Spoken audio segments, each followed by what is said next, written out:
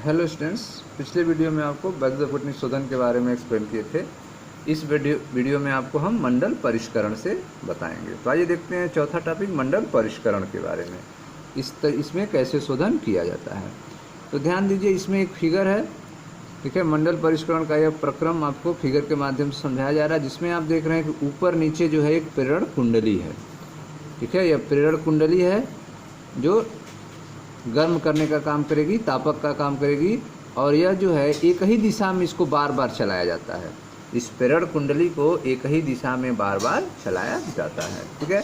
इसमें आप देख रहे हैं कि इसमें एक उत्कृष्ट गैस वातावरण भरा हुआ है, जिसके अंदर धातु की छड़ को रखी गई है, ठीक है। यह आपके धातु की छड़ है, जिसमें अशुद्धियाँ भी हैं। यह अशुद्ध धातु का छड़ है, ठीक है। तो यह अशुद्ध धातु का छड़ है, और इसके ऊपर नीचे आप देख रहे हैं एक प्रेरण कुंडली है, और यह प्रेरण कुंडली जो है एक ही दिशा में गति करती है।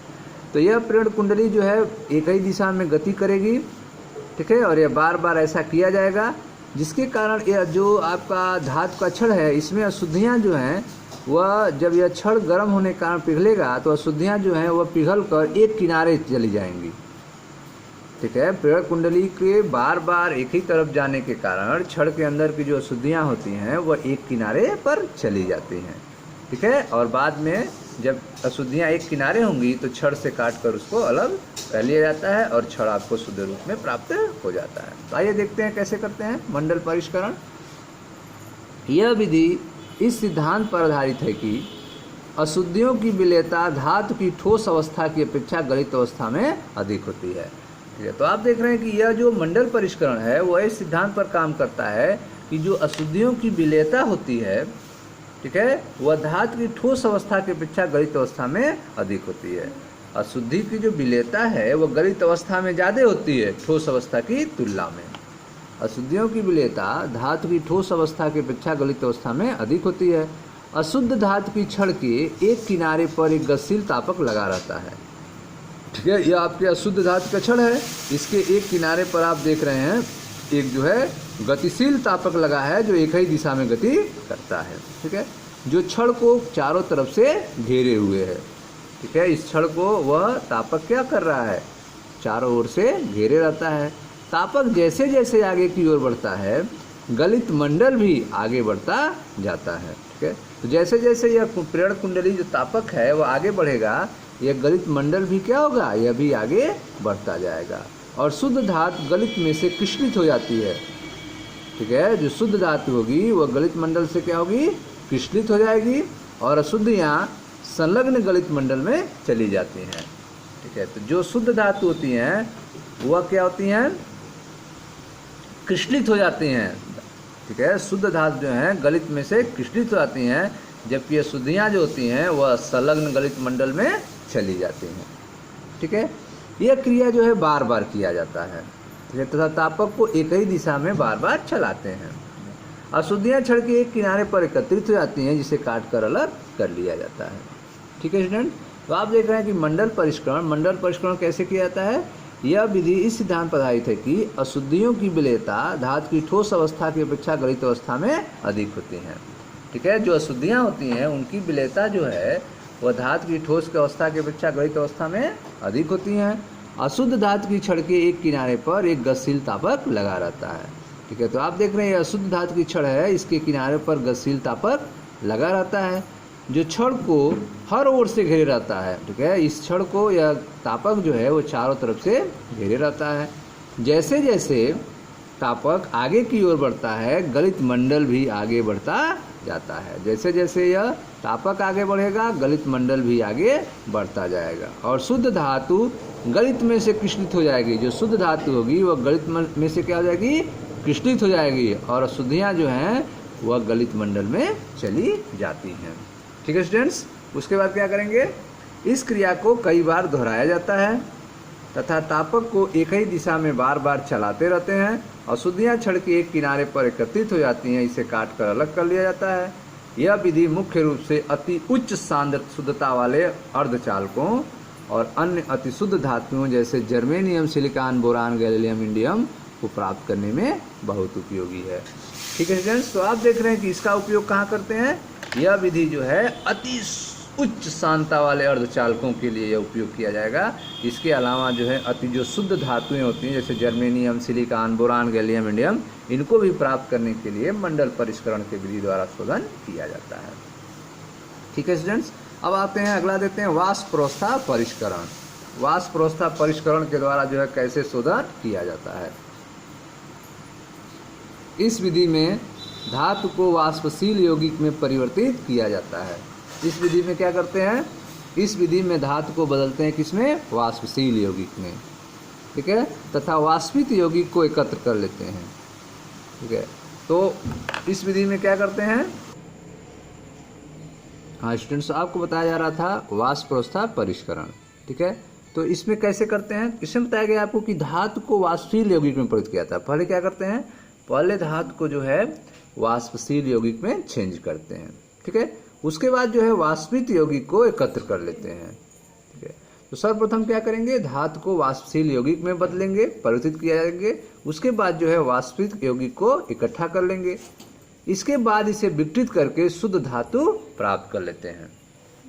ठीक है, इसके बाद जो है इसको विघटित करके शुद्ध धातु प्राप्त कर लेते हैं। इसके लिए दो आवश्यकताएं होती हैं। पहला, उपलब्ध अभिकर्मक के साथ धातु वाष्पशील यौगिक बनाती हो। ठीक है, क्योंकि सबसे पहले आपको धातु को वाष्पशील यौगिक में परिवर्तित करना है, तो इसके लिए आपको एक अभिकर्मक चाहिए। ठीक है, जो अभिकर्मक जो है धातु को वाष्पशील यौगिक बनाता हो। दूसरा चाहिए आपको वाष्पशील पदार्थ जो आसानी से विघटित हो सकता हो।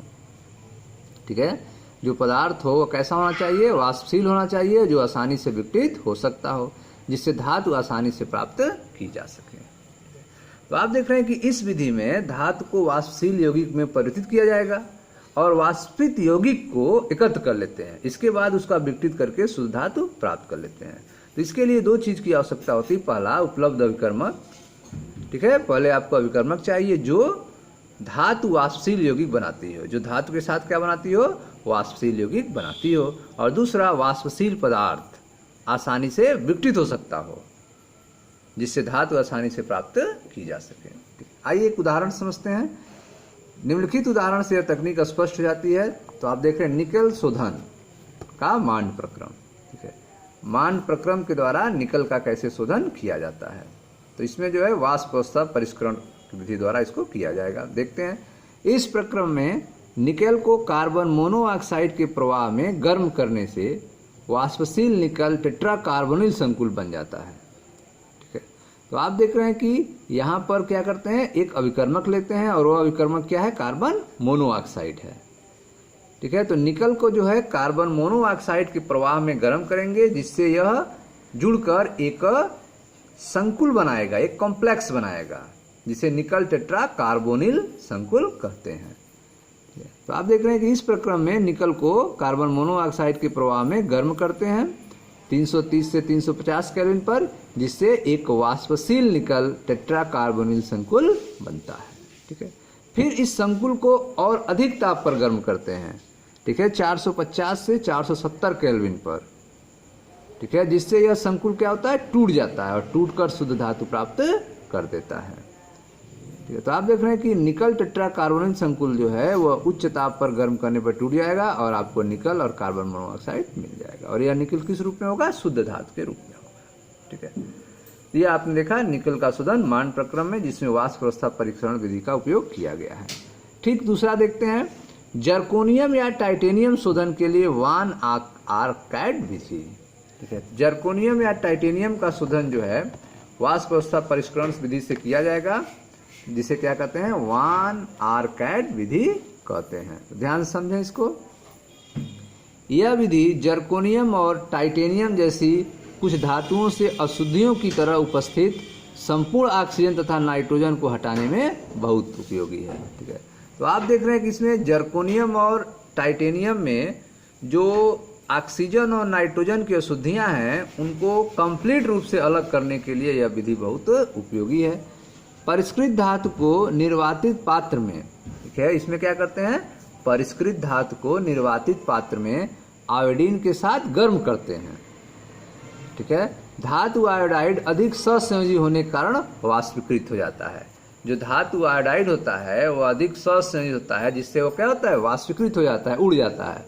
देखिए ध्यान से, यह जर्कोनियम है आपका, इसको आयोडीन के साथ गर्म कर रहे हैं जिससे जर्कोनियम आयोडाइड बन रहा है और यह अधिक सहसंयोजी है जिसके कारण यह क्या हो जाएगा, वाष्पीकृत हो जाएगा। ठीक, धातु आयोडाइड को विद्युत धारा द्वारा 1800 केल्विन ताप पर गर्म किए जाते हैं, टंगस्टन तंतु पर विघटित किया जाता है। तो आप देख रहे हैं कि जो वाष्पीकृत आपको प्राप्त हुआ है धातु आयोडाइड, जर्कोनियम आयोडाइड, इसको आप क्या करेंगे, 1800 केल्विन ताप पर इसको टंगस्टन तंतु पर गर्म करेंगे जिससे यह टूट जाएगा और जर्कोनियम आयोडीन अलग हो जाएंगे और आपका जर्कोनियम शुद्ध रूप से प्राप्त हो जाएगा। ठीक है स्टूडेंट्स, तो इस तरह से आपने देखा वान आर्काइड विधि। इसमें क्या करते हैं, यह विधि जो है जर्कोनियम और टाइटेनियम जैसी कुछ धातुओं से अशुद्धियों की तरह उपस्थित संपूर्ण ऑक्सीजन और नाइट्रोजन को हटाने में बहुत उपयोगी है। ठीक है, इसमें क्या करेंगे, परिष्कृत धातु को निर्वातित पात्र में आयोडीन के साथ गर्म करते हैं, धातु आयोडाइड अधिक संयोजी होने के कारण वाष्पीकृत हो जाती है। ठीक है, जैसे जर्कोनियम आयोडीन के साथ गर्म करेंगे जिससे जर्कोनियम आयोडाइड बनेगा। उसके बाद ये जो जर्कोनियम आयोडाइड बना है अर्थात जो धातु आयोडाइड बना है, इसको विद्युत धारा द्वारा 1800 केल्विन ताप पर गर्म किए जाएंगे। ठीक है, टंगस्टन तंतु पर यह टूट जाएगा जिससे, ठीक है, जिससे शुद्ध धातु तंतु पर जमा हो जाती है। तो यह जर्कोनियम आयोडाइड टूट जाएगा 1800 केल्विन पर और आपका जर्कोनियम जो है वह टंगस्टन धातु पर प्राप्त हो जाएगा। ठीक है, यह था आपका वाष्प अवस्था परिष्करण जिसमें आपने निकल शोधन का मान प्रक्रम देखा और वान आर्काइड विधि देखा। ठीक है, अब स्टूडेंट्स लास्ट है आपका वर्णलेखी अर्थात क्रोमेटोग्राफी विधियों के बारे में।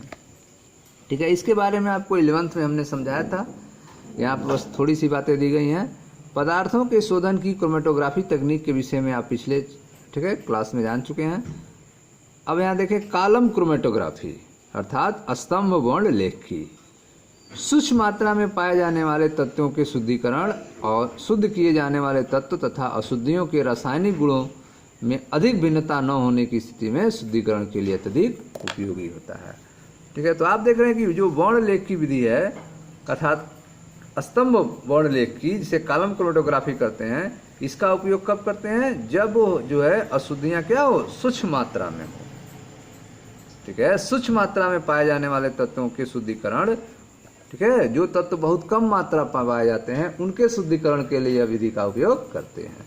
सूक्ष्म मात्रा में पाए जाने वाले तत्वों के शुद्धिकरण और शुद्ध किए जाने वाले तत्व तथा अशुद्धियों के रासायनिक गुणों में अधिक भिन्नता न होने की स्थिति में शुद्धिकरण के लिए यह विधि उपयोग की जाती है। तो आप देख रहे हैं कि जो शुद्धिकरण किया जा रहा है उसमें शुद्ध और अशुद्ध दोनों के रासायनिक गुणों में अगर अधिक भिन्नता नहीं होगी तभी जो है शुद्धिकरण के लिए आप कॉलम क्रोमेटोग्राफी विधि का उपयोग कर सकते हैं, उस समय यह अधिक उपयोगी हो जाती है। ठीक है, यह कहाँ उपयोग करते हैं, सूक्ष्म मात्रा में पाए जाने वाले तत्वों के शुद्धिकरण के लिए यह विधि उपयोग किया जाता है। ठीक है स्टूडेंट, तो यह आपने देखा वर्णलेख की क्रोमेटोग्राफी विधियाँ। ठीक है, तो यह आपका शोधन कंप्लीट हुआ। ठीक है, मिलते हैं नेक्स्ट वीडियो में। Thank you.